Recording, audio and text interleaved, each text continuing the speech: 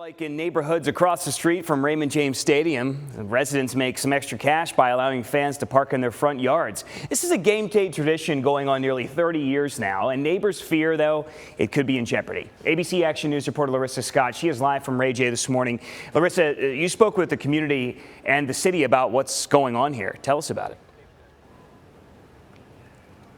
Well, James, having Raymond James Stadium in your backyard is part of what makes this community so special. And neighbors tell me their parking tradition is something they'll continue to fight for. Been a part of West Tampa all my life. For most people in West Tampa, this community has always been their home. Born and raised my whole entire life, same house.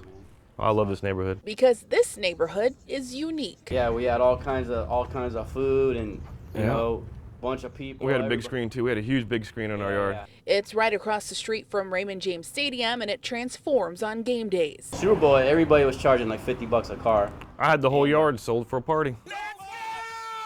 For decades, people have offered up their front yards to Bucs fans looking for a place to park. It's a game day experience, you know, essentially. So most houses have their regulars they look forward to every football season. A lot of them have been here since the 60s and they live for this. But it's not just about the parking. This is one of my favorite things about this tradition is that you have a lot of our neighbors that they make their signs. And everyone gets involved, adding to the character of this community. This is one of my neighbor's signs right here that he made.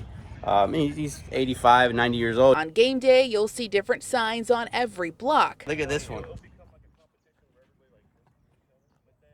This is what it's about here. Things had been going smoothly until September. One day, just out of the blue, we see people from the parking department coming and giving pre-printed warnings out to everybody. The warnings were for parking in a city-owned right-of-way, but neighbors argue it's part of their front yards. They were out giving violations on our personal vehicles in the driveway. We maintain the property. We maintain those, even though it's technically city property, we maintain it. We felt the victim of selective enforcement. So neighbors took their concerns to city council to clear the air. To threaten such a long-standing tradition was something that really concerned a lot of residents and upset a lot of people. We reached out to the city to get answers as well. Here's what they told us. The City of Tampa parking enforcement team has not issued any citations, but encourages people to park cars in a safe manner. Going forward with things like this, especially with such a long-standing tradition, our thing is you know, just respect.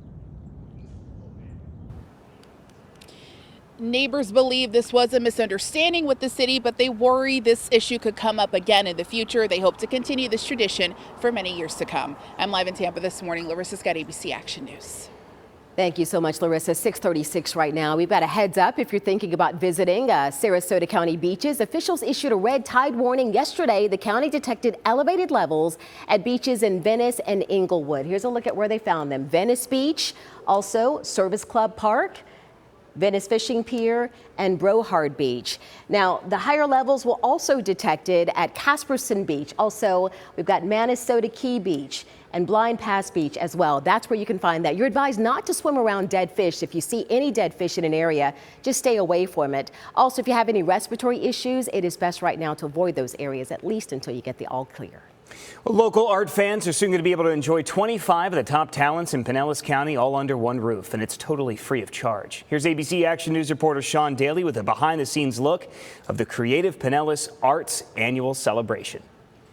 The talent in Pinellas County is really explosive, and it just gets better and better and more exciting. Starting November 10th with 3 days of fun and fundraising, then totally free until December 31st. The Creative Pinellas Arts Annual is a wild, wonderful spectacle of local talent. Creative Pinellas CEO Barbara St. Clair says, The Arts Annual was conceived to be a real draw for residents and tourists alike. The gorgeous gallery at Creative Pinellas, which shares property with the Florida Botanical Gardens, will be stuffed with the dazzling work of dozens of award-winning artists. The colors and emotions explode off the canvas, especially the work of Clearwater's Patricia Cluve-Derderian, who captures moments of pure, powerful love.